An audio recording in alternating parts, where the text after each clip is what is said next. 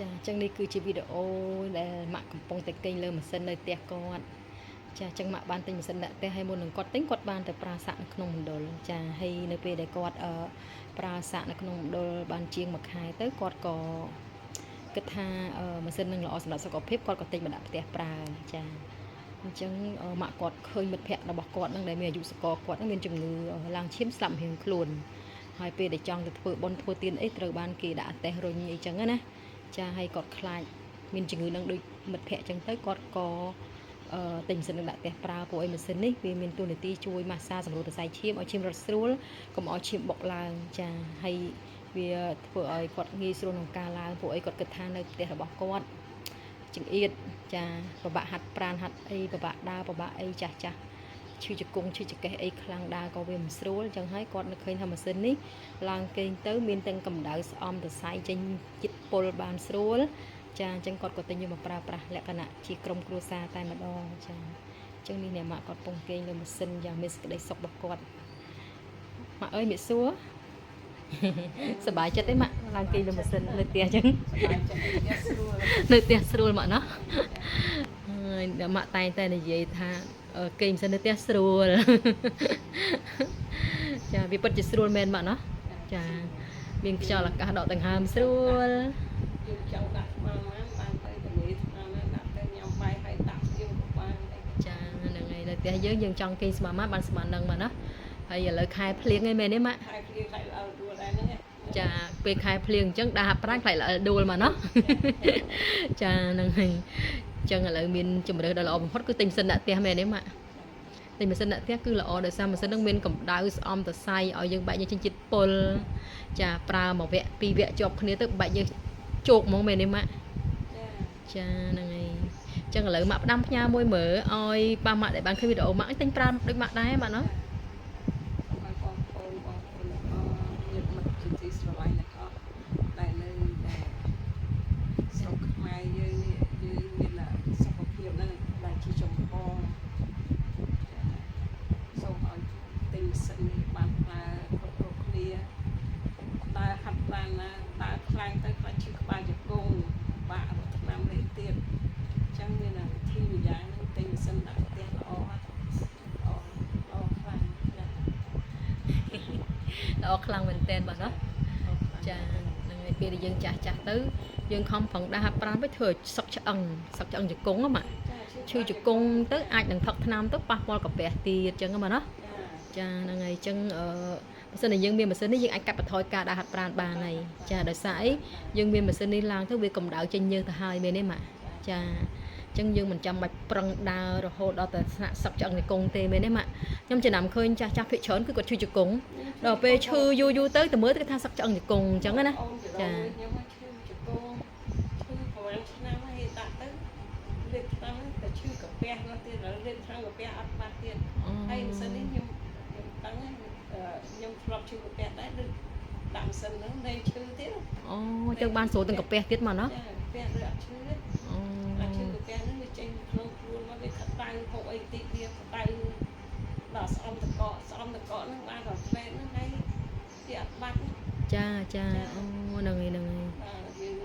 ប្រើនេះទៅ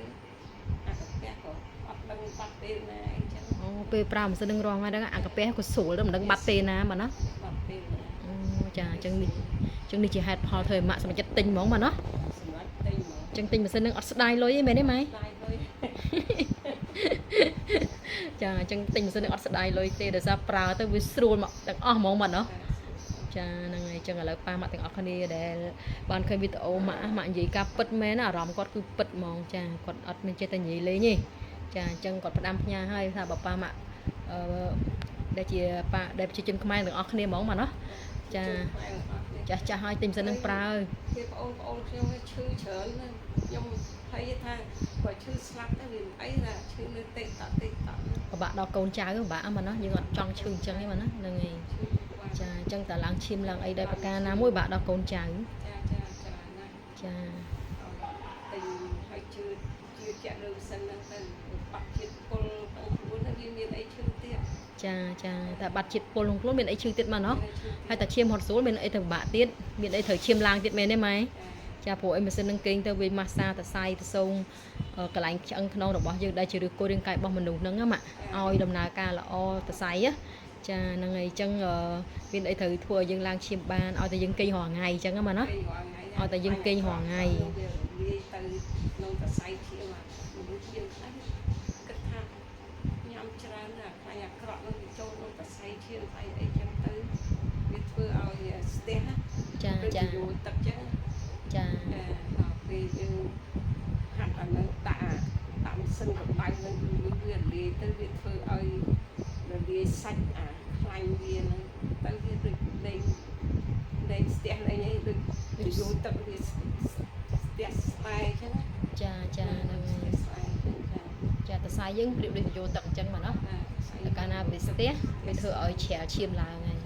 អញ្ចឹងម៉ាស៊ីននេះមានកម្ដៅវាអាចជួយរំលាយអាតសាយឈាមដែលស្ទះអាខ្លាញ់អាក្រក់ហ្នឹងមែនណាហ្នឹងហើយគូផ្សំនឹងយើងចេះញ៉ាំឲ្យបានត្រឹមត្រូវទៀតអញ្ចឹងណាម៉ែចាអញ្ចឹងម៉ាក់ប៉ាទាំងអស់គ្នាកុំភ្លេចណានេះគឺជាបណ្ដាំរបស់ម៉ាក់ដែលគាត់ដូចថាមានការយល់ដឹងខ្ពស់ចាអំពីតសៃឈាមណាហ្នឹងហើយអញ្ចឹងចាម៉ាក់ក៏មានការយល់ដឹងខ្ពស់អំពីតសៃឈាមដែលស្ទះដោយសារអ្វីចាហើយយើងត្រូវការយកអ្វីដើម្បីមករំលាយអ្វីដែលស្ទះនឹងមកវិញបានគឺយកកម្ដៅព្រោះអីយើងមិនអាចទៅវះកាត់យកតសៃឈាមមកដោះលាងបានទេមែនទេម៉ែចា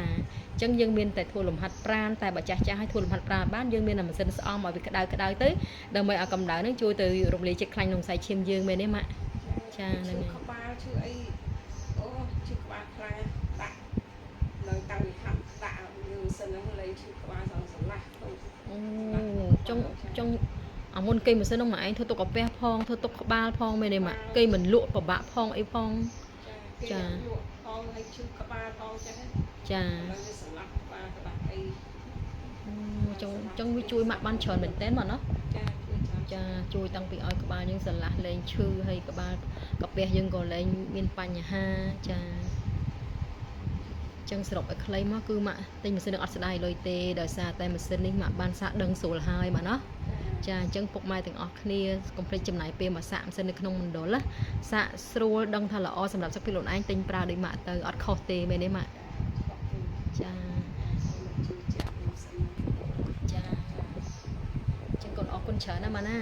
ជម្រាបលាម៉ាក់សុខសប្បាយជូនពរម៉ាក់មានសុខភាពល្អអាយុវែងចាអរគុណជម្រាបលាម៉ាក់